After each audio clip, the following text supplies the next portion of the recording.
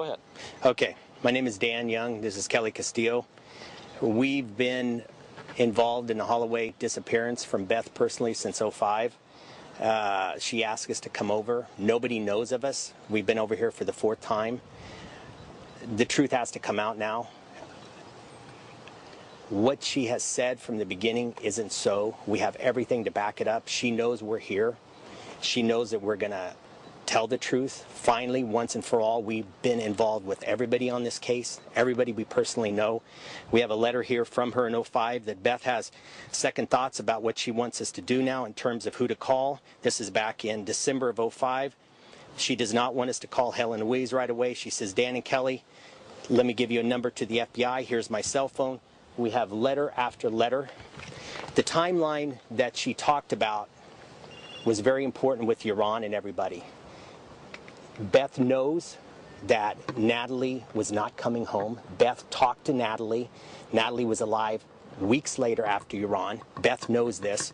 Beth has in her book, and Beth has stated many a times, we have everything that on Nancy Grace and Hannity and Combs, that she arrived at 11 o'clock. In her book, it says she's seen the lights of Aruba. At 11 o'clock, she's seen the lights of Aruba when she came over on May 30th. That's not what time she got here. She got here on May 30th, 4 hours before. How was she able to do that? Because she was tipped off that Natalee was not coming home. The poster, we have the original poster that was given to us from Karen Janssen. We have sat with everybody on this case for years. Nobody knows this. We're nobody. We have spent our time, we have spent our money just to help Aruba, just to help the boys that have been accused of everything that had nothing to do with it. Beth knew and thought that Iran and the Vandersloots were hiding her out due to the sexual abuse at home. She has asked Iran to take a lie detector test. She has asked the Vandersloots to. We're telling Beth right now, because she knows us, and we're sorry to do this, Beth, but you and Jugs have to take a lie detector test. This is not the first time Natalee has left home, and you knew it. And what you have to do is you have to be honest with everybody. You need to do this. You need to pay back Holland for all that money. You need to pay back Aruba for all this money. Aruba's been nothing but very good to us since we've been here.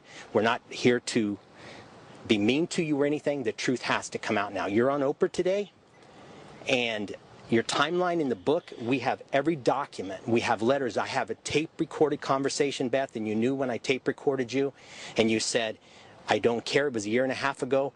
I had my cell phone. I put it on speakerphone. And you said, I don't care who was with my daughter last. I just want her dead body. I know she's dead. And when I told you I just recorded you this, you got really, really scared. Julia Renfro heard that recording. Karen Janssen heard that recording. So many people heard that recording. And it's just now time for America to know that the first poster that you stated in your book that you gave out is not true. We have the original poster Karen Janssen gave us to us that you gave. It said nothing about kidnapping, nothing about missing. You knew. You were around here drinking wine. There's pictures of you. There's everything that nobody in America knows. Everybody has felt so bad for you as the grieving mother. We feel bad for you too, because this has started a snowball of lies. Edward Cruz was the one that set this up this morning. We said we have to speak the truth. We've flown over again on our dime. We've asked nothing. We have postcards from you asking us to come. We have a postcard stating we will give you the reward if you find the body. The body is not the point right now. It's clearing the boys, Deepak, Satish, and Iran, and the Vandersloots, because this is going to keep rearing its ugly head every time Aruba's going to have this black cloud over their head. We're the only 2 Americans that nobody knows who we are. We're nobody. We got a very good reputation, but we have to speak the truth. This is the first time that anybody's going to hear this. And we tell everybody, prove us wrong, because we have everything to back up what we're saying. Everything. And that's why we're here. Is there any indication that she's dead or alive? She's dead. And her own mother, who is very intuitive, as you say in the book, told us a year and a half ago on the tape, I know my daughter's dead. Daniel, just give me the body. She says, I don't care, quote unquote, who was with my daughter last. Quote unquote. But how can you be sure it's not the boys? Because Natalee came over here. Beth talked to her on the cell phone. Beth talked to her in flight. Her best friend, which is Carol Standifer, I have it, we have it, she told us personally she knew about the sexual abuse between Jugs Twitty and his stepdaughter at home. Her best friend who's traveled over here, and you guys have put her up. So is it fair to say that someone related to the family maybe killed her? No, nobody. She did not want to come home. And they knew, and her friends knew, she was pregnant. She was pregnant. And she was not going to go home. She was not going home to the abuse. She was of age. They chased her to her demise. So you think she ran away or something? She was of age. People were help hiding her. People were help hiding her. She had made arrangements. Beth knew all week that she was not. That's how come Beth came over in daylight. In daylight she came. You know how long your days are on May 30th?